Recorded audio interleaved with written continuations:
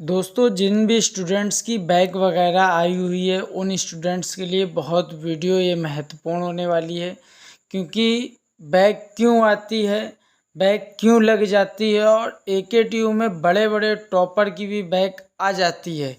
तो कोई ये नहीं कह सकता कि नहीं मेरी बैक नहीं आ सकती है। तो तमाम सारे पॉइंट आपको डिस्कस करने वाला हूँ। बस आप थोड़ा सा वीडियो में अंत तक बने रहिएगा। चैनल पर यदि आप हमारे नए हो तो चैनल को सब्सक्राइब कीजिएगा।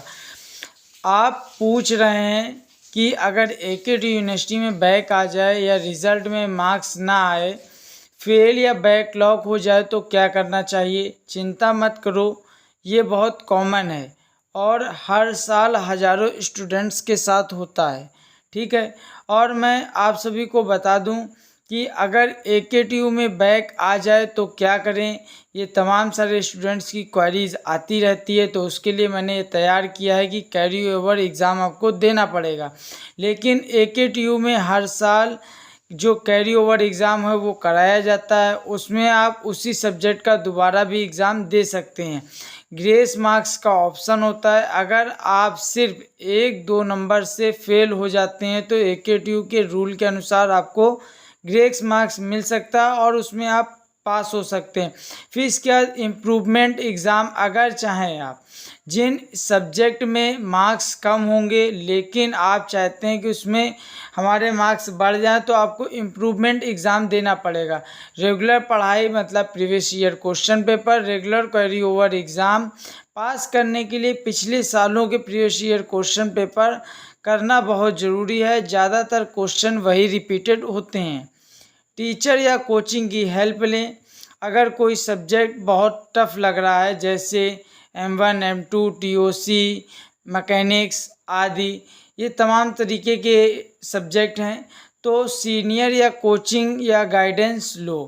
मोटिवेशन मत खो, यानी कि अपना मनोबल डाउन नहीं करना है। बैक आने पे, बैक आने का मतलब फेल होना नहीं है। एकेटीयू सिस्टम में बैक लगना बहुत कॉमन है, टॉपर तक की बैक लगती है।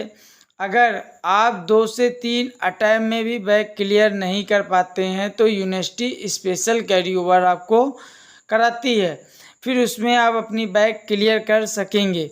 तो इस तरीके तमाम सारे पॉइंट्स आपको समझ में आ रहे होंगे। बस आप वीडियो में अंत तक बने रहिएगा और चैनल पर यदि आप हमारे नए हो तो चैनल को ज़रूर सब्सक्राइब कर लीजिएगा।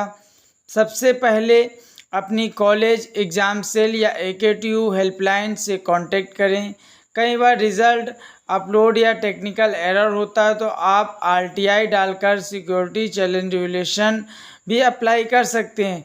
मतलब सिंपल है, आप सभी को समझ जाना चाहिए कि बैक आए तो कैरी ओवर एग्ज़ाम देना है और स्ट्रॉन्ग प्रिपरेशन से क्लियर करना है। ये आपकी डिग्री में रुकावट नहीं डालेगा। अगर आप समय पर एग्ज़ाम पास कर लेते हैं तो आपका जो डिग्री वगैरह है वो सारी चीज़ें यूनिवर्सिटी की तरफ से आउट हो जाएंगी। क्या आप चाहोगे कि एकेटीयू में कैरी ओवर एग्ज़ाम की प्रिपरेशन की स्ट्रेटजी मैं स्टेप बाय स्टेप आपको बताऊं?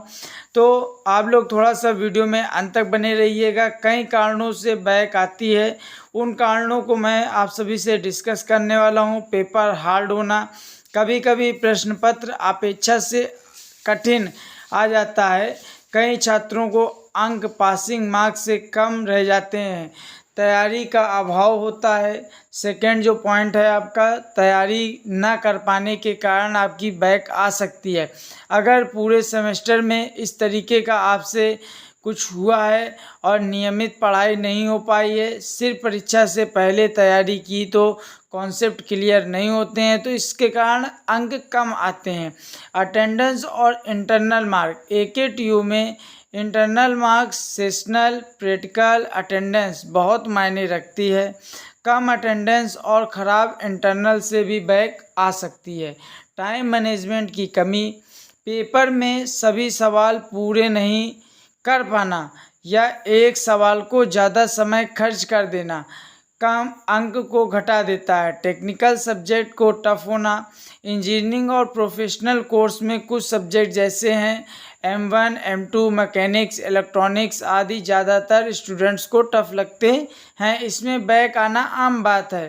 फिर इसका लक फैक्टर भी आपका निर्भर करता है। कभी कभी अच्छे से पढ़ने के बावजूद पेपर आपके स्ट्रॉन्ग टॉपिक पर न बने, चेकिंग स्ट्रिक्ट हो तो बैक लग जाती है। स्ट्रिक्ट इवैल्यूएशन सिस्टम, कुछ एग्जामिनर चेकिंग में बहुत स्ट्रिक्ट होते हैं जिससे स्टूडेंट के नंबर कट जाते हैं। बैक आना नॉर्मल है, हर साल हज़ारों स्टूडेंट्स की बैक लगती है। सल्यूशन इसका मैं आप सभी को बता दूं तो रेगुलर पढ़ाई करिए, पिछले सालों के प्रीवियस ईयर के क्वेश्चन पेपर ज़रूर हल करिए। इंटरनल और प्रैक्टिकल में लाइटली मत उसको लीजिएगा कि नहीं कुछ नहीं होने वाला है, और टाइम मैनेजमेंट और प्रेजेंटेशन बहुत ज़रूरी है। तो इस तरीके आपको सारी चीज़ें समझ में आ गई। इस वीडियो को ज़्यादा से ज़्यादा शेयर कीजिए, कमेंट सेक्शन में कमेंट कीजिए।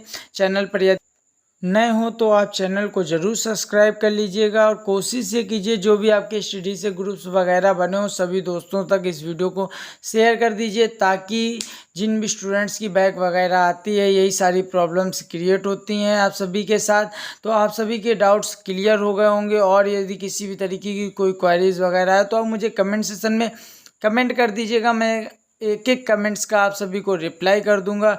और सब लोग आप इस वीडियो को शेयर कीजिए, और इस वीडियो पे दम भर आप सभी अपना अपना प्यार दीजिए। हमारे चैनल पे नए हो तो चैनल को सब्सक्राइब कीजिए।